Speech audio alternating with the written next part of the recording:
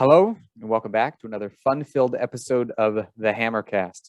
I'm your host, Alex, the Hebrew Hammer Salkin, and joining me on today's podcast is Zack Henderson, a bright and shining up-and-coming star in the world of kettlebell and strength training in general. A very smart guy. We had a chance to hang out with him in person. We had a grand old time. We talked a little bit about that in the episode, so I'm not going to give too much information away. Really very sharp dude. I really like his approach to training. I really like his insights. And I also like the fact that he was not like some stud who just kind of grew up being super strong and doesn't quite know how to relate to people who are looking to get stronger. He goes into some detail about his own personal transformation to becoming mighty. And he's done quite a good job of it as well. One of the really big features of this episode in particular is how he overcame a major injury, which I think you're going to find very interesting, because I think probably all of us have been sidelined at some point or another with an injury, whether it was minor and you just kind of had to, let it heal up on its own or do a little physical therapy or that sort of a thing. He got like a Conor McGregor style injury on his tibia and fibula, and I'll let him give you the gory details. And they're not super gory, but he does give you just enough information for you to kind of squirm a little bit. So be aware. Also, if you are listening with kids, like you're in the car, we do drop a swear word or two in this episode. So I'm just letting you know, either tell your kids earmuffs until you have heard the entirety of the intro, or just listen to it at a time when they're not in the car, not nearby, what have you. So I wanted to give you that heads up. One or two more quick things before we begin. Number one is, if you were listening to this prior to, let's say, October 15th of 2021, Zack has a very cool seminar that he's putting on in Nashville, Tennessee, where he lives. It is called Liftapalooza, and he is bringing in some really awesome trainers from all over the place, including a gent named Jeff Sokol, who you might have seen on Instagram. He posts some really, really awesome stuff. Recommend that you check out the link in the show notes so that you can get a little bit more information, because I want to make sure I'm not steering you in the wrong direction. But I believe that it is October 16th through the 18th. Again, click the link in the show notes / description, and you will get all the details you need. But it would be a great opportunity to train with some very, very smart people. And I know you'd have a good time, because Nashville is still Music City, as far as I know. And who can say no to that, right? And lastly, if you have not yet, you ought to get your hands on a free copy of my 9-minute kettlebell and bodyweight challenge. It is one of my most popular challenges yet. Again, it's free. The really cool thing is that, as much as I love stuff like swings and get-ups, push-ups and pull-ups, that sort of a thing, it actually contains none of those. It contains some very avant-garde kettlebell and bodyweight movements that are guaranteed to pack strength in every nook, cranny, crevice, and corner of your soft machine. And what's especially cool is, not only is it 9 minutes, so it's over in short order, but it's not super exhausting. So you can put this in as a finisher at the end of whatever program you're currently doing. So every workout, you can put this at the very end of it, or you can put it at the beginning if you really want. You can do it in between days, however you want. But it's very, very easy to adapt to anything else that you're doing. And I've had a lot of people tell me that they've noticed that their strength levels in their traditional kettlebell and bodyweight training has gone up after having done the challenge. So again, check it out. 9-minute challenge. You can go to 9minutechallenge.com, or you just go to alexsalkin.com. That's ALEKSSALKIN. And either option will get you there. All right. So without further ado, Zack Henderson. All right. Well, Zack, the mighty Zack Henderson, welcome to the show. Alex, thank you so much for having me. I think the last time we saw each other, actually the only time we saw each other, come to think of it, was in Pennsylvania I think you were there for the level 2 back in September of 2018, something like that. I believe it was. Yeah, I actually assisted there in Philadelphia once during the summer and once during the fall. Once was level 1 and the next time was level 2. So I think we got together in that September workshop there. Yeah, because Fabio was there. Mm-hmm. Yeah, he was leading it. But was that the level 1 or was that level 2? I wasn't there for either. I barely knew that it was going on. Yeah, that was level 2. Okay. Mm-hmm. It's interesting because one of my somebody who does a lot of my programs online, and I've done some consultations with her. A gal named Chelsea out in Virginia was like, "Oh, did you know Fabio is in town? He's in Pennsylvania." I was like, "No, I had no idea." Like, and so she had gone to one of his, I think he was doing a workshop like on pressing or something like that. And so I was like, well, I gotta hit him up. I gotta see if we can hang out. And there was like an all-star cast of people there. And you and I had been in touch for a long time. And so we actually finally got to cross paths. And then, like anything, the crossed path ended up, we just went our separate ways, but we're back again, reunited with the magic of Zoom. Yeah, man, we had quite the donut, if I remember. Yeah, we went to Duck Donuts. I remember that. And Duck Donuts. Yeah, and by the way, I remember if you're ever in, I don't know where their locations are, but the one that you and I went to would have been in King of Prussia. I think it's in the King of Prussia Mall or something like that. And I went there with a friend of mine, Pat Flynn, once, because we were like, we're gonna have like a really gnarly leg day, and then we're gonna go and kill some donuts. And Pat, I don't know how Pat keeps any muscle on him at all, because like I've told him this before, like he just barely eats. Like he eats like a bird, I guess you would say. And like, I'm like complete opposite. So I think he got like one donut and like 2 donuts, and he brought like one home or something like that to his wife. And I had like 6. And I swear to you, I could feel my immune system like getting nuked, because later that day, like my sinuses bothered me. Like it felt like the onset of a cold. And this was in the summertime.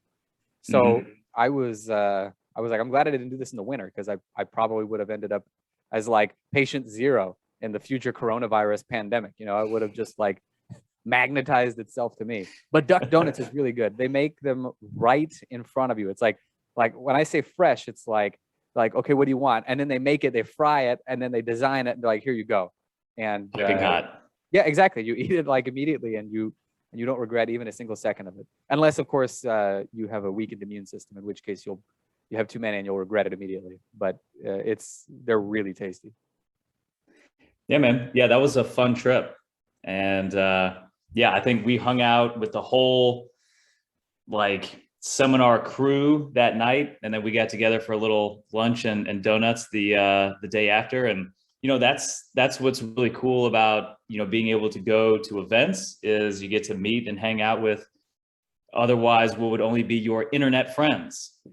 That's right. Yeah. There was I remember I met you there. Who was it? Denzel Allen, I think, was there as well. He's I think he's a level 2. There was obviously Fabio was there. The Irish guy, I forgot his name. You know what I'm talking about? Finn. Yes. Yep. If you're listening, Finn, my apologies for having forgotten your name, but you'd have a weird name. You have to admit that. And then obviously, you and I hung out. There was like Noah Maxwell was there. Yeah, I mean, there was just like a lot of people. And you know what? Actually, this is the craziest thing. He wasn't there, but I did meet him that weekend or roughly thereabouts. Was Rambo Doc, right? Yeah, he was in Pennsylvania at the time. He was there for like a conference, like a bariatric surgery conference. There's a guy, his name is Ramana Balasubramaniam. He's a bariatric surgeon based out of Calcutta, India. And he's also a level 2 strong first instructor, and a very strong dude. And he happened to be there. And it's like, he was another guy I'd been in contact with for a couple of years. And I got to meet up with him for some coffee at Starbucks. It was a cool experience. It was a very like a fortuitous like couple of days, basically, with just all these very strong people in one spot. It was very enjoyable. Yeah, when the stars align. Exactly. Now we can only hope that such a thing will happen once again in person. But you and I got a chance to hang out. We had you've grown up in the South, so we went to some Southern restaurant. I wanted you to feel at home, so I was like, oh, I'll take him to this Southern place I heard about. Yeah, I think we got biscuits and gravy, or correct. At least I did. I was like, look, I mean, I'm from the Midwest, and like our like weird combination, particularly specific to Nebraska, is chili and cinnamon rolls. And don't ask me why. I didn't even know about this till I was like in my late teens. Evidently, it's a thing. But I was like, okay, so we got to get biscuits and gravy and all the other accoutrements, as it were.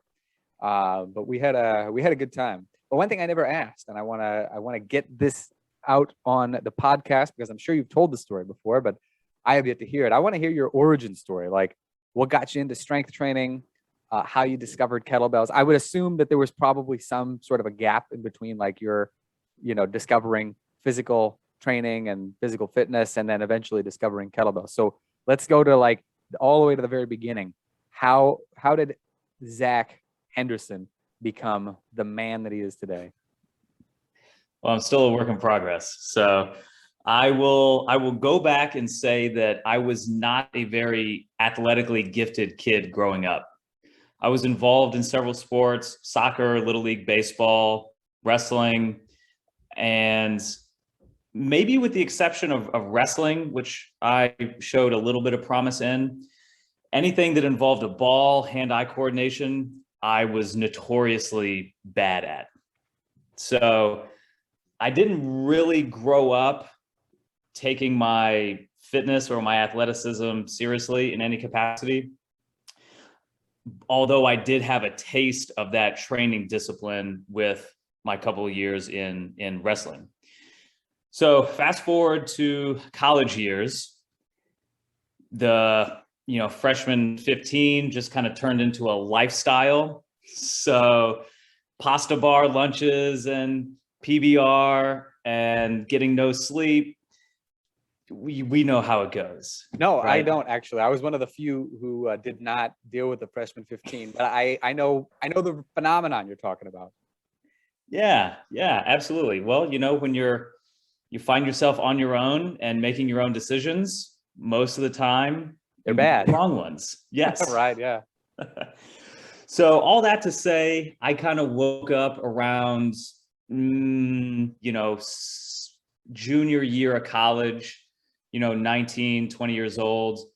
And I just kind of felt myself deteriorating, and I didn't really have any words for it other than I knew that in a certain kind of way, I was not living up to my potential.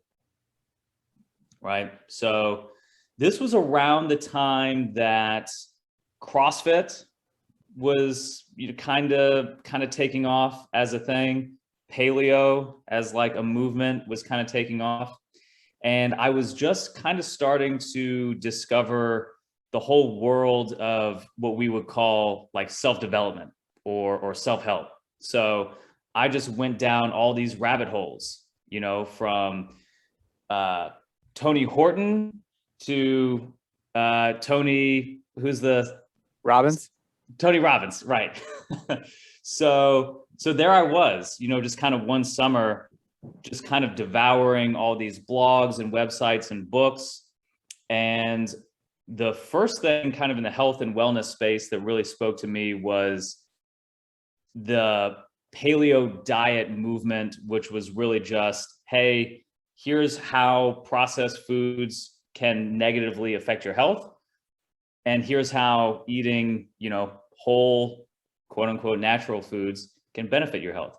Now, granted, today we would say, no shit, Sherlock, pardon my French, but it was never something that I actually took the time to think about. So I went from like 3 bowls of Fruit Loops a day to like salad and steak. Yeah, I want to just jump in. I think it's interesting to hear you talk about this, because it's like we usually say like too hot, too cold, just right. Like, in terms of like, well, a lot of things, but one of them would be like your journey to becoming fit. But I think for most people, it's actually too cold, too hot, and then eventually just right. Sure. So all of these ideas kind of came to me at a point in my life where I was really, I wouldn't consider, I don't really think I had a rebellious phase like as a young teenager, because to be fair, my parents kind of let me do whatever I wanted to do. And it's not like I had any sort of like, crazy streak where I, where I tested their patience or their trust. But as I became a young adult, I was like, I kind of want to buck the system here a little bit. And so to me, taking responsibility and ownership of my health and wellness was kind of a manifestation of that. And in my, readings and research, I came upon dragondoor.com. And so I would read all of the training logs, that people would post, and of course the forums and all that stuff. And, John Duquesne, being the great, kind of writer and marketer that he is, the way that he presented this material, which to me was, hey, here's a smart system of training and a smart collection of tools that anyone can use to turn themselves almost into superheroes. And so that really, really spoke to me. I was like, wow, okay, with discipline, with hard work, and with a smart system. And again, that's what spoke to me. We're not doing the popular thing. We're not doing the things that you see on TV. We're not doing like the Hollywood bodybuilding thing. We're not trying to be pretty boys out here. We're actually reverse engineering how the body can achieve its potential, how the body and mind can achieve its potential. And that's what I was looking for. So that was like the big aha moment. It's interesting you should say that too, because, for me, it was a little different. I kind of got into like martial arts and then discovered kettlebells later. But yeah, I have to say, without Dragon Door, it would have been, I don't think most of the journey would have even happened. And I think one of the things that was great that Duquesne did, and, as far as I can see, still does, he paints a picture to let you see like what you're capable of. And it's like a lot of the stuff that they focused on. And of course, this is the same thing with Strong First, is making sure that you are focusing on doing the stuff that you're supposed to do naturally so that you can move the way that you were made to move. And I think if you were anything like, you and I probably, I'm sure you've got at least one copy of Muscle and Fitness sitting around, from like 2008 or whatever, maybe from yesterday. I mean, you just looked over your shoulder, so it might be right there. I got a stack behind me. You never know. Yeah, exactly. But that's the thing. It's like when you see that, and that's the only thing you think, okay, well, that's just what you have to do to get strong. And then when you find out there's a simpler way to do it, you're like, why haven't I been doing this from the start? Like it just makes perfect sense. So you got into CrossFit, you got into Paleo, you stopped eating Fruit Loops and you started eating actual fruit. What was it like when you did your first kettlebell lesson? I mean, do you remember it? Do you have like a story kind of like stored away from like your first dance with the kettlebell? Yeah, well, it's very funny you mentioned that, because by the time I really got into kettlebells, I had just graduated from college, and this was kind of in the midst of the Great Recession. And I had a business degree and no real job opportunities or any idea what I was doing.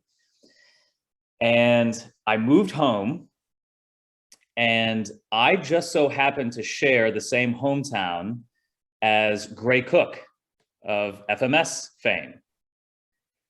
And I was obviously on Dragon Door in the instructor search, and there was one name within a 75-mile radius of my house, and that was Gray Cook. And of course, I had no idea who he was at the time. So I shot him an email and I said, hey, I'm really interested in this kettlebell thing. Are you training? Do you have any availability? And of course, he emails me back and he's like, well, I'm not going to train you, but I know someone who will. So he had these 2 or 3 guys who were either interns or maybe they were full-time employees who worked out of his main office there in Chatham, Virginia. And it just so happened that the one guy had recently become RKC certified. So he's like, I'll set you up with Brad Hartman, who is this hulking Canadian guy who really showed me the ropes with kettlebells. So we would get together at the office, we would meet out at the park, and he would just school me on all this stuff. And honestly, over the course of about, probably a year of, working with him kind of on and off, and, certainly doing a lot more research and practice on my own. During that time, I could kind of see where this whole training thing was going. I could see that the industry was growing, and I could see that there was a growing need for instructors and trainers in this style with this approach. So yeah, I didn't really have anything else going on. So I was like, maybe I'll be a personal trainer. It's very funny that you mentioned going from, getting a degree that you really couldn't do anything with to becoming a trainer. Then that was something that was actually interesting to you, because for me, it was very similar. I was like, a business degree. Okay, I think you've probably got a good chance to get a good job at like a big corporation or whatever. I was like dead in the water to begin with because I got an English degree and it was a bachelor's, so it's not like you need at least like a master's to teach. And I was like, I don't want to teach kids. I wanted to go into linguistics, and then I was just like, I really don't want to do this anymore. Like by the time I'd gotten my degree, and so I was waiting tables, and I mean, which is about what an English degree will qualify you to do. And then it was the same thing. Like I went through the RKC, later got a couple of requests to train me or to train for me to train other people, and I found out I really liked it. And I was able to help people. People really enjoyed getting stronger, and the rest was history. So, and again, it sounds like we have somewhat parallel paths. Yours in particular was one that led you to become an instructor ultimately, because you could see, hey, look, this is actually something that I think would be fun. So what was it like? Did you have a job? Were you training people like at a park when you first started, or did you get a job at a gym? You're from Gray Cook's hometown, so like, were you training out of his gym, or was he like, no, you need to be master's degree of X, Y, and Z in order to work here? How did it work? Like, what was your first gig? Yeah, no, nothing. Yeah, no, nothing really like that. I trained a few friends, my family, when they had the patience to, entertain this weird, hobby that I was getting into. You approach somebody, it's like, hey, let's learn the Turkish getup, and you're doing all these things. They're like, why? And people are just like, what? Exactly. Like, why? What? I'll entertain you for like 20 minutes and then we got other stuff to do. So it was a lot of that. As I was getting trained with Brad, and then of course got my HKC. That really, lit me up. And then with some encouragement, I signed up for the RKC about 6 or 9 months later. But no, during that time, it was really just me training myself and a friend here or there. And I got the RKC, and a week or two later, I got hired by Lifetime Fitness in Charlotte, North Carolina. Now, that's probably a job that I should not have gotten.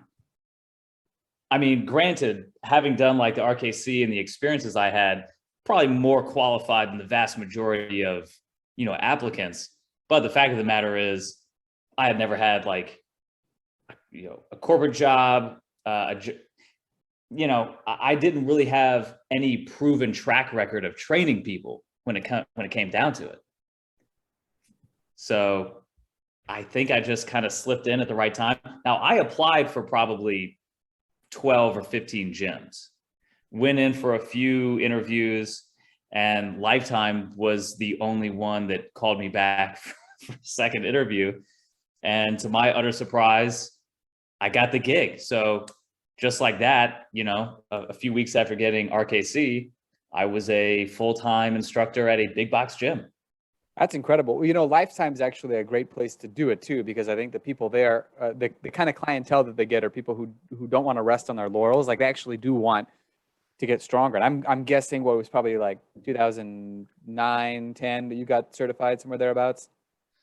No, this was, so I got my RKC in 2012. Oh, 2012. Okay. Yep. Yeah. So even at that time, most people didn't really know anything about kettlebells still. Like, I think it was kind of growing. Nowadays, yeah. It's like you say kettlebell and everyone knows what you're talking about. Like, I remember I had the similar thing, like my family members were like, they just couldn't understand, like, okay, you can lift kettlebells if you want. Like, we're just not really interested.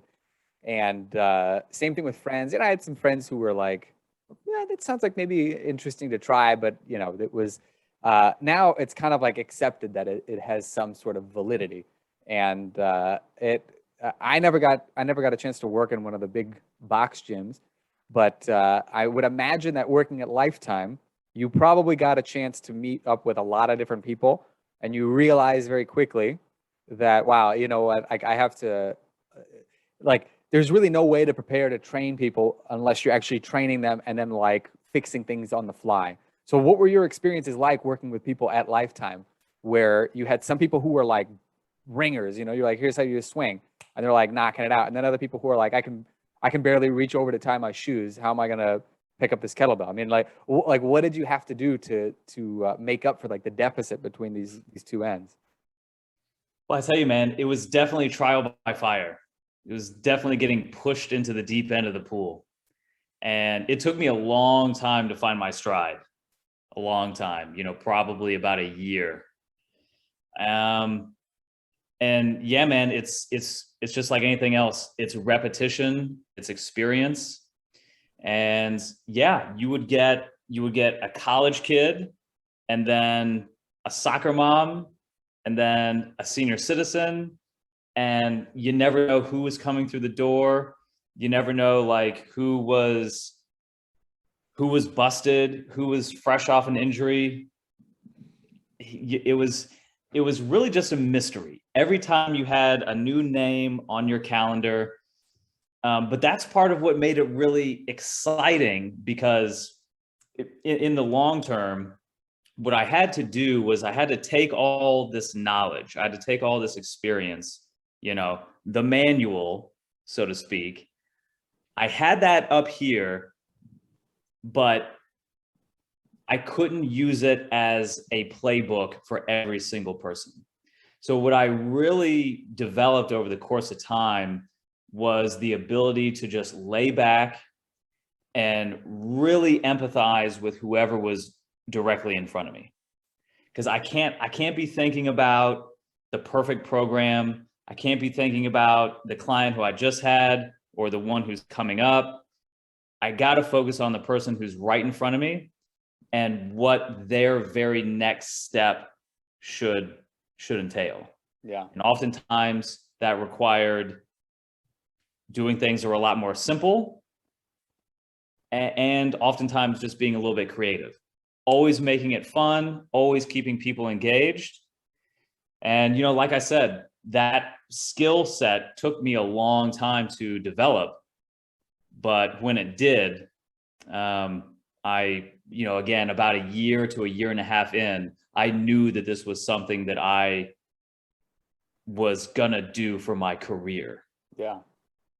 Yeah. I think it's interesting to kind of reminisce about that sort of thing, because I look back at my own, you know, humble beginnings, and I didn't have like people who were like exceptionally athletic, but I would say most of them were kind of like in the mid range. Like, you know, we could start working on swings almost immediately. Like you just do the same thing, you do deadlift, and then you kind of go through the swing progressions and what have you. And but I remember having to take on clients, particularly after I moved to Israel, where it was like there was just no way they were going to use a kettlebell, maybe ever, because it was like 30 to 40 years of sedentary living, and like you're not going to throw in like a movement where you got to like rapidly move like a weight around and what have you, because so many things could possibly go wrong. So I think you really nailed it when you said that you got to keep things fun, you got to be creative, you know, and it's hard to learn that from a manual. You really do have to have like the one-on-one experience with training people. And I think and you could probably, I'm sure you would agree with this too, that it's working with the people who have the most issues or who have like the maybe less body awareness. Those are the ones who help you to become the best possible trainer. I would say Dan John has mentioned this too. It's like those kinds of folks, and then people who are like really, really good. Like those people will help you figure out what you need to do with the people in the middle. Exactly. Because those are the people that actually present the challenge. Because if you can just go by the book and say step 1, step 2, step 3, and they just do it, that's great. But what are you there for? You could just give them the book, right? In fact, it's funny you should say that, because I remember thinking there were a couple times, like in the early days of my own training career, I was like, God, like, why are these people not getting it? And then like I had to remember, like, well, you know what? That's kind of your job. Like, if it were this easy that they could just get it by you telling them, like, you wouldn't need to be here. So it's time to step up a little bit. So you've gone on, you become a kettlebell instructor, and you've done it for a couple of years now. So what led you then to go and start assisting at workshops? And what in particular did you learn about now being somebody who's no longer the student and somebody who's not teaching people to be recreationally fit, but teaching people to actually teach other people? Like, what in particular clicked when you did your first, let's say your first couple assistance jobs at Strong First events? That's a good question. I think fundamentally, it's the same line of thinking that we were talking about with just training the general population. Because I mean, other coaches are people too, at least so far, allegedly, some of these accounts on the internet, you don't know what they are, but coaches are people too. And it's like, everybody's different. And if you're going to coach someone on how to coach, again, there's the manual, there's the book knowledge. All of that is very, very important. The science, the progressions, the pregressions, the anatomy, physiology, kinesiology, all that stuff is very, very important. But all of that stuff almost has to marinate to such a point where you become unconsciously competent with all that information. It kind of all has to just seep in so that when it comes out in a creative way. So you're not just, right. So you're not just parroting something from a book. So I think a big thing with coaches is instilling that same thing that I had to learn the hard way, which was just to relax, take an honest look at who's in front of you, mind, body, and spirit, right? And empathize with that person and help them take the next small step, right? Don't skip steps in training. My philosophy is you make people earn. I don't really like using that word, but you make it fun where you stack these wins. So that creates momentum. And then that has a whole positive domino effect. So when it comes to, coaching coaches or supporting your colleagues in any sort of way, that's what I always come back to, is like, you got to be a serious student of the science, but you also have to put your own spin on it. And you have to be self-confident enough to do that. So part of this kind of goes just back into psychology and helping, coaches or whomever, like your trainees, develop the confidence and the self-efficacy that, like, I can make a decision, and even if it's the wrong decision, I can stand behind it and I can either build from it or I can backtrack as needed. Yeah. No, it's interesting you say that too, because having gone through a couple of the Strong First certifications myself as like an assistant, you see that like it brings a lot of different people out there. Like I remember my RKC in particular, I had no intention of ever becoming I wanted to become an instructor, but I didn't intend to instruct. Like, it was a personal challenge to myself, and I thought, okay, I'll get the certificate. It'll prove that I'm like somebody who's very dedicated to what he does. I didn't really think that I was actually going to end up training people. And sometimes you do end up with people like that at certifications. They're like people who are doing it because they want to go through, like, they want to have like the personal experience, and they want to succeed. So their only next thing that they're thinking about is actually getting the certification. You've got people who are like, I'm already an instructor and I'm teaching people kettlebells. I just want to be better at it. And, they're thinking in terms of like, how am I going to apply this to my students? You've got people who are, at my RKC, there was a guy who was like 73 years old. And again, he was not an instructor. He just wanted to show up and like, you know, kind of do the cool thing and like get the certification. And so it's like a microcosm of the people that you're going to train in your own practice. I hesitate to call it a practice because it sounds very medical, but like, you know, in your own personal training practice. And you're right, you end up in very similar situations because, like you said, trainers are people too. So they have different motivations, they have different reasons for being there, different issues that they're coming in with, you know. But there is something very cool now that all of a sudden you get to be the one who's, even if you're not leading it, like you're helping coax the people along so that they can absorb the knowledge a bit better. You can say, hey, look, I've been doing this for a little while. Here's what I found works. And maybe that helps them, you know, turn a light bulb on in their head. And all of a sudden, you know, they're able to snatch better, or they're able to press a little bit better, or what have you. And that is one thing that I really like about assisting. Doing it for free is like not as fun, but I do enjoy all the learning that comes from it. Now I want to skip ahead just a little bit, because since we're talking about challenges and things like that people come in with, you've recently overcome quite a challenge. And we were talking before the podcast, this is not the year for the tibia. You said Tiger Woods broke his. We all saw Conor McGregor snap his tibia and fibula in triumphant fashion against Dustin Poirier recently. But you had something similar that happened from a what was it exactly? I don't want to tell the whole story, but tell us what happened exactly, because I'm going to want to know about overcoming the injury and all this other stuff. But we need to hear the story. Yeah. Well, the story goes is I was out in Park City, Utah on a big ski trip with a bunch of friends. We typically go out west on a week-long ski trip every year or so. And funny enough, I actually went out to Salt Lake City early before the trip and hung out with Dan John for a morning. So that was super fun. Yeah. So really my last real workout before shattering my right leg, spoiler alert, was actually rucking with Dan John. So Dan, we're not, that was pretty cool. But you know, we will say a rucking with a lot of weight on that foot, you never know. Yeah, so I'm glad I got that in before the injury. So that was super fun. But yeah, so all that to say, and I also trained with Ann Stevens, who also has a gym out there in Salt Lake. Yeah. So I made my rounds there before the actual skiing. So that was fun. In Salt Lake City, that's a beautiful place.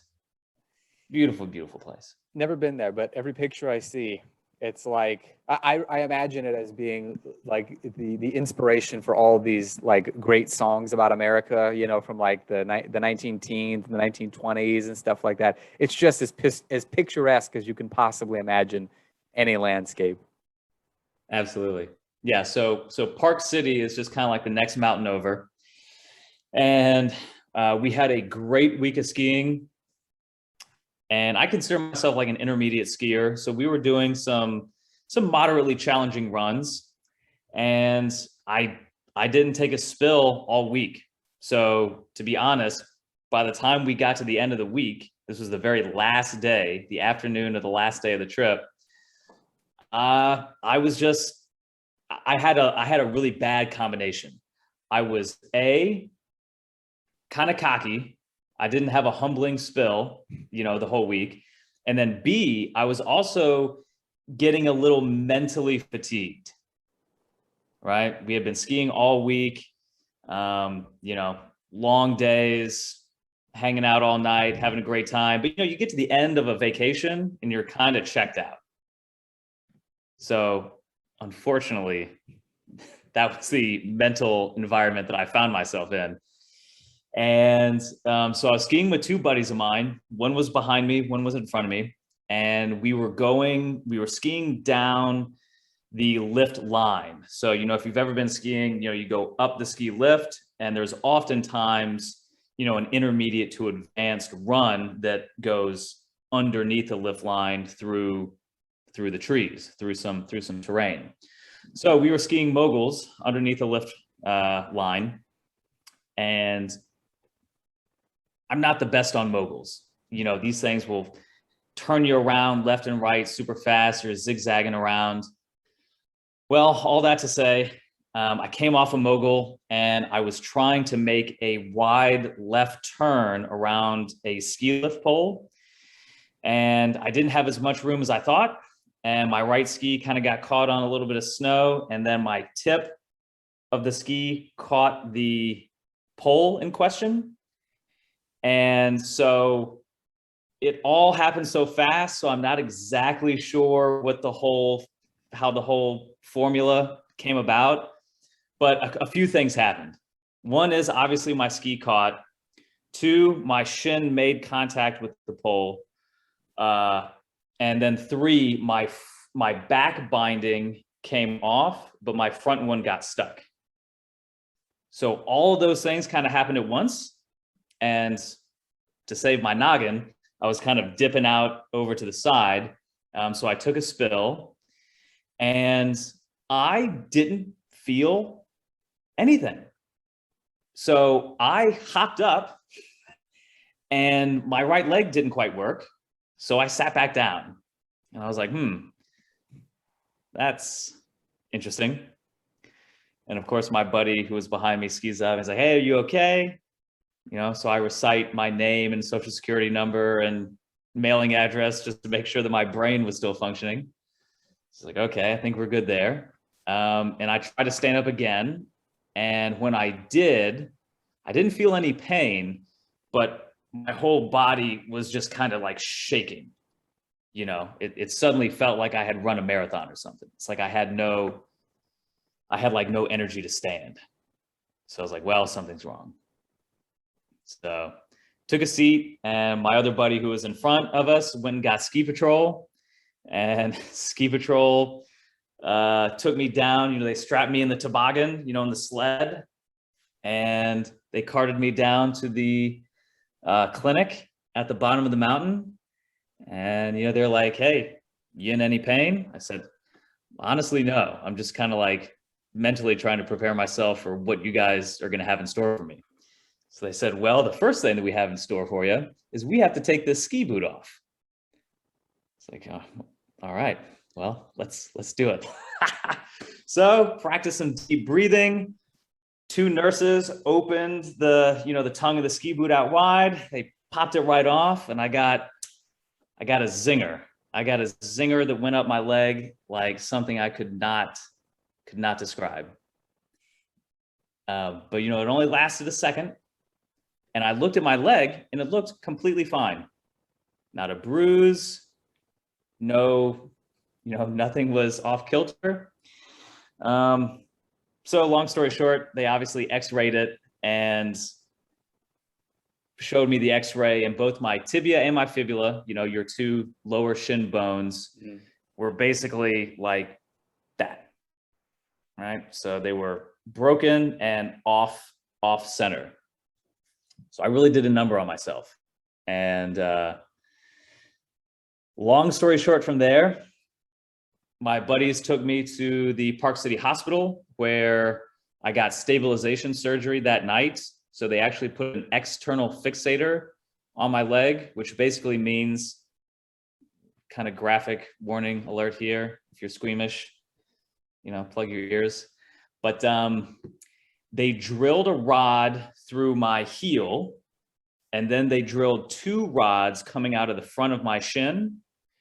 And then they connected those rods with rods that ran up and down. So I basically had essentially like, you know, this cage almost keeping my foot attached to my shin. And I sweet talked the nurses the next morning into letting me go home early so I could catch my flight back to Nashville. And, you know, they gave me a pill of this and that and the other thing and said, have a good time. You're a young man, you're in shape, you look good. You look good on those crutches. So I came home to Nashville, and you have to let the swelling go down for at least 3 or 4 days before you can do the full surgery. So that's what I did. About a week later, I went in for the full plates and screws surgery here in Nashville. Had a great team, great doctor.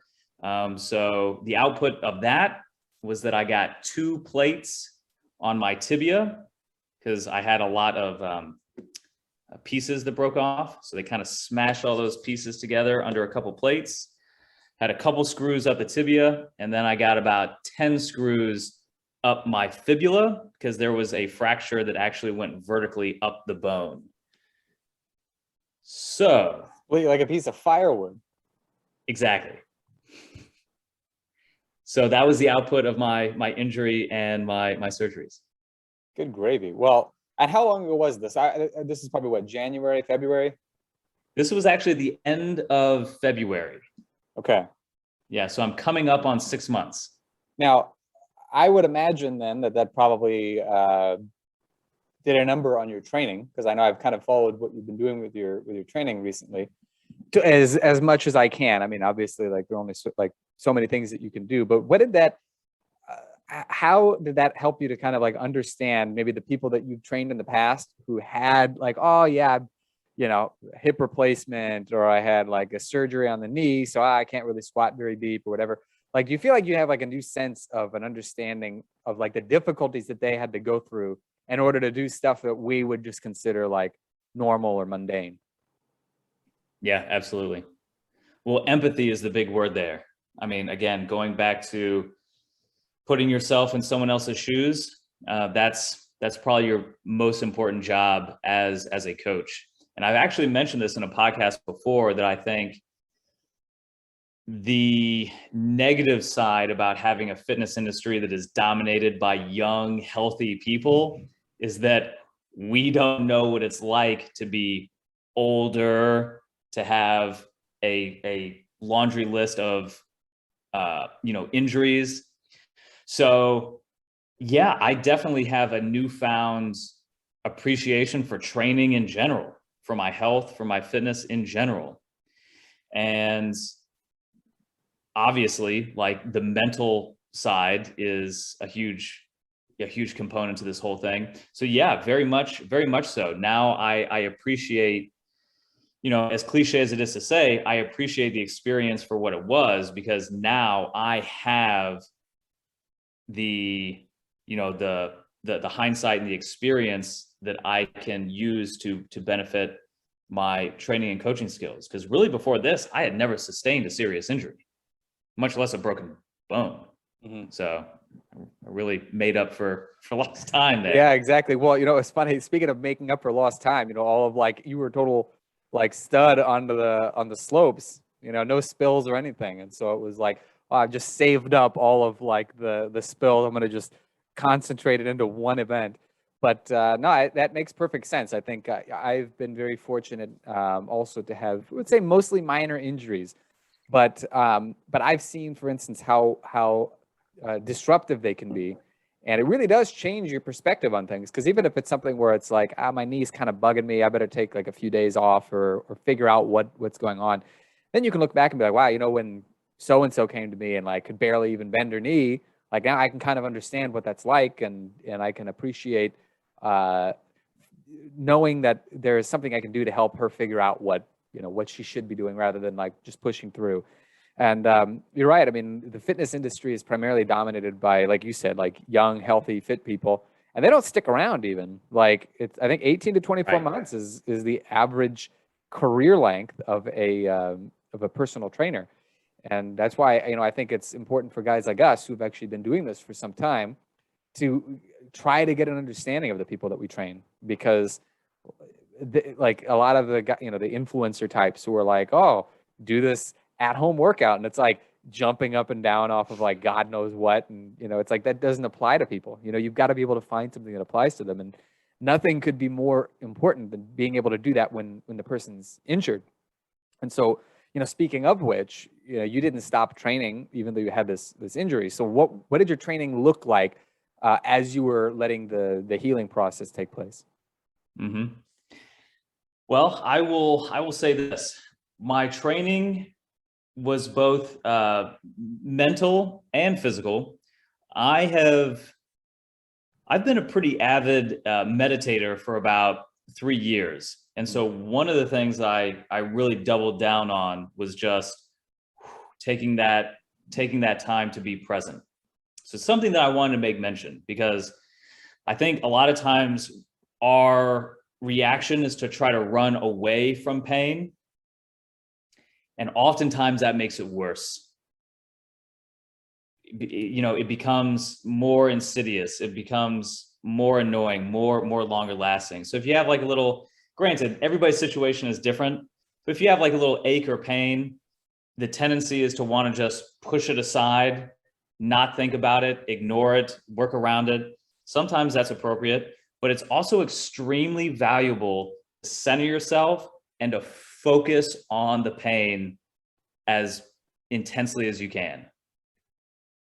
And funny enough, that oftentimes makes the level of perceived pain drop. It's just like a lot of things in life. You try to sweep it under the rug, it gets worse. You bring it out into the light, it sucks, it's painful, but the half-life is much shorter. Mm-hmm. And that's something that I really learned from my mindfulness and my meditation practices that I got to put into practice through these last 6 months. So that's one thing that I wanted to make mention, is that was a big part of it, is not trying to disassociate myself from my body and my situation, but rather dive into it. It's like, I have, you know, just verbalizing what was happening was very powerful. Mm-hmm. My leg is broken. My tibia, my fibula is shattered, et cetera, et cetera, et cetera. That was a supremely beneficial practice, because again, you drag it out into the light, you verbalize it, you bring it out in the open, you can process it. I think so often, again, the tendency is to try to avoid these things. And that just continues the problems. Your problems continue to stack up. So that was a big part of it. So with that said, because I think that that was important to mention, physically, man, to state the obvious, I doubled down on upper body training, you know, and I didn't do anything like a true bro, man. Dude, of course, like curls are functional as far as I'm concerned. So why not? So in the first couple of weeks after surgery, nothing crazy. I did a lot of band work. So I did a lot of band pull aparts, a lot of dislocates, circles around, a lot of rowing, some basic push-ups, some basic straight arm planks, and then of course, seated presses, and then like a lot of floor work. So a lot of dead bugs, a lot of planks, side planks. And then even, you know, so I kind of split my time between crutches and a knee scooter. So I would put on a little backpack and I would practice crutching around, you know, with a little weight on the backpack. And then when I was on my knee scooter, you know, I would rack a kettlebell and just scooter around the house in, you know, with various carries, rack carries, suitcase, overhead. With the knee because scooter. Yeah, knee scooter. Mm-hmm. Yeah. I like that, man. That's genius. You know, I was just thinking, like, I wonder if you could have like put together, what do you call it? Like a sled, and you put the kettlebells on it and you just like crutch yourself along and you're like dragging the sled. I wonder how that would have fared. I'm sure at least with the upper body you would have gotten a hell of a pump, you know, all this like propelling yourself and what have you. Yeah. Well, it's funny you mentioned that. And now that I am back on my feet, you know, for the most part, what I have been doing a lot at the gym that I go to is a lot of slow sled work, where I'm just taking a couple steps and I'm dragging, you know, sled presses, all kinds of fun stuff that I've been doing with the sled in the past year, but specifically in the last month or so, working around this injury. But yeah, man, it was, you know, keeping yourself moving. So, you know, some of the other fun stuff is I brought back out the old Captains of Crush grippers. Oh yeah. Started working on my grip strength. and was doing a lot of, like crush and press, or crush and reach out laterally, or crush and do shoulder extension. So really just continuing to give my shoulder and my arms that stimulus of being in different angles, and then adding the crush gripper on top of that. And then the other fun tool that is decidedly old school is the torque stick, or the pec stick. So I did a lot of work with that. I think like through the month of maybe April or May, I did like a pec stick challenge where I would just do like 100 closes a day, and as you can imagine, you get really good at it.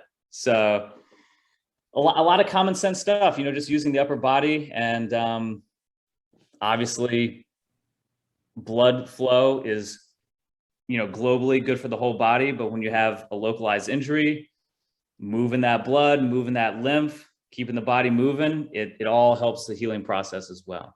Now, you probably had like some physical therapy stuff that you had to go through along the way. How did you integrate that with your upper body bro routine? Well, I'll be honest. I'm very lucky in the sense that the break was high enough away from the ankle that I didn't break my ankle, and it was low enough to where I didn't need a full leg brace. So my knee has, I was able to keep full range of motion and control over my knee through the entire injury. What about the ankle? So yeah, for like the cast and whatnot, obviously the ankle was immobilized, but it was not broken. So that was huge. Yeah. So when it came to PT, I really didn't have to do very much. I just did 12 sessions, and they had me do all the stuff you would probably assume. Lots of biking, lots of single leg press, lots of single leg deadlifts, lots of band work, band stretches, drawing the alphabet with your foot. So, really, again, I'm very lucky that my bones and the actual wounds healed very quickly after surgery. So the main thing was desensitizing my foot and regaining strength and control of the ankle after the, cast came off. That's really good, man. You lucked out, because I know of people who have had injuries, and it seemed like one of those things where they didn't get so lucky. Meaning, it was like I've always said this: I would much rather break like a bone than damage a joint, because 100%. To me, like setting the bone, it's like there's no moving parts, so all you have to fix is like get it to just not move anymore. And like and once you do that, like everything else I think becomes a lot easier. So as we wrap up, I'm curious if you have any recommendations or any pointers that you would give to people who maybe find themselves in a similar situation, or have a family member in a similar situation. You talked about meditating and learning how to process the issue. You talked about how to work around it. Are there any other pieces of advice that you would give to people in a circumstance like that, or maybe slightly less, slightly more? What would you tell them? Yeah, it's really to keep yourself engaged, like mentally and physically. So like that whole kind of meditation type exercise, that's like an obvious like mental example. Something else that I did and that I might recommend that you do, if you're laid up, like do some of the old school stuff, like write letters to friends, write letters to family, in kind of the opposite end of the coin. Focus on yourself, yes, but what also helps this whole, a set of issues is to focus on other people. They say if you're having a bad day, go do something for somebody. Go do some charity work or whatever. So helping other people, being engaged with other people in whatever way that means to you, can be very, very beneficial. So call old friends, catch up with people. Like I said, write letters, journal, hop on Zoom, get on a podcast, keep yourself mentally engaged.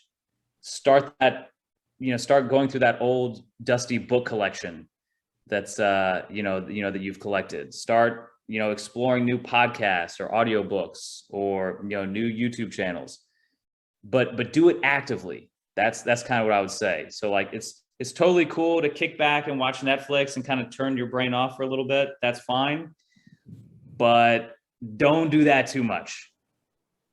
Stay mentally engaged with what you're doing. So if you do want to watch a movie, this is actually something I do a lot. I will make notes and I will copy down interesting quotes that I hear from a movie. It makes it fun. It makes it more engaging. It makes you actually pay attention and it makes you remember stuff. That's huge. Yeah. Yeah. So instead of going on IMDb to like look up famous quotes from whatever movie, watch the movie yourself and you pick out the things that strike you as quote worthy. So that's kind of a fun example. And then obviously you're going to hear this from a personal trainer. Keep yourself physically active as best you can in any way that you can. Yeah. So if your hands are free, do wrist circles. Reach your hand behind your back. Learn how to. I actually took up juggling the last couple months. Probably not with chainsaws, I would imagine. Definitely not. But you think outside the box. Think outside the box. Keep yourself mentally, creatively, and physically engaged. Yeah, and I think that's very good advice because it's something that actually applies even if you don't have an injury. Because we'll put it this way: you feel stuck because you're injured, right? People feel stuck for any number of reasons. Maybe they've been doing the same program for a long time; they're just not inspired to do it anymore. So taking that as an opportunity to do something a little bit different, to take it as a challenge to level up to some degree, will take you a long way. And I think that if you have a plan or make a decision that you're going to use this injury as a way to level up, so that by the time you end up on the other side of it, you are an even better or stronger or more prepared person than when you went into it, then it will not have been in vain, and it's not something that you have to look back at as like, oh, what a terrible tragedy that occurred to me. It's actually something that you are able to use as a learning experience. So I think that's really great advice. And I like, for example, writing out what you liked about a movie or a quote that you really liked from it, because most people watch movies and then they make no connections with what happens in the movie and in their own life. So the better you can do that, I think the easier it is to kind of like learn lessons in places where you didn't think you could learn them, like an injury. Yeah. And you really hit it on the head there. The fundamental issue is feeling stuck. Yeah. There's almost no worse feeling than feeling stuck. So in the case of an injury, that's very obvious, but that can manifest itself in a whole host of different ways. Mm-hmm. And all you can do is stay consistent with finding the things that you can stay engaged with, how you can make progress in whatever way speaks to you. So I think the year 2020 was a great example of a lot of people feeling and quite literally being stuck. Yeah. And so you can either wallow in that and just mourn the way things used to be, or you can just take an approach where you use it as a creative constraint. Yeah. That's what it's all about. I love it. I think we'll close this out with the words of Bruce Lee, who, when he created his Jeet Kune Do system, one of the things that he said was using no way as way and using limitation as no limitation. And I think if you can apply that to whether it's an injury or feeling stuck in your training or in anything else, and you can use that as your route to getting out of whatever your situation is, you will prosper immensely. So, Zack, how can people find you online, get in touch with you, follow you, so on and so forth? Yeah. Well, you can find me, I would suggest my website, ZackHenderson.com, my YouTube channel, Zack Henderson, and Instagram, Zack Henderson _. So ZACK Henderson, you type that into the old internet machine, you'll find me. Absolutely. Absolutely. And I highly recommend that you do too, because you've got a lot of really great content in terms of like videos and tutorials and things like that. So, folks, be sure to follow Zack. You will enjoy it immensely. And who knows, maybe we'll have, some videos of you doing like jumping pistols on your previously broken leg. I'll give it another 6 months. I'm not gonna ask you to do it too soon, but I would like to see that. Hey, as long as I don't have to do it live here on the podcast. Not at all. Not at all. We'll follow up in 6 months, and then we'll Perfect. talk about doing it live. So I'll give you like about half a year to get that done. Dig it. Excellent. Well, All right. thanks, man. I really appreciate the opportunity to chat. It was great. I mean, it was awesome catching up with you. Again, like I said, I hope we can meet face to face again sometime. I'm still down to come to Tennessee. I've never been there. So I've heard nothing but good things about Nashville and other places like that. So, yeah, unless you want to come to Omaha, that's the other option. You're more than welcome out here. I hear you've got great steaks. You've heard correctly. You have definitely heard correctly. Well, that's all I need. Good. All right. We'll trade places for a week and we'll miss each other once again, but we'll get to explore each other's cities. How about that? Dig it, man. Sounds good. Awesome. All right. Well, thank you very much. And folks, as always, have fun and happy training.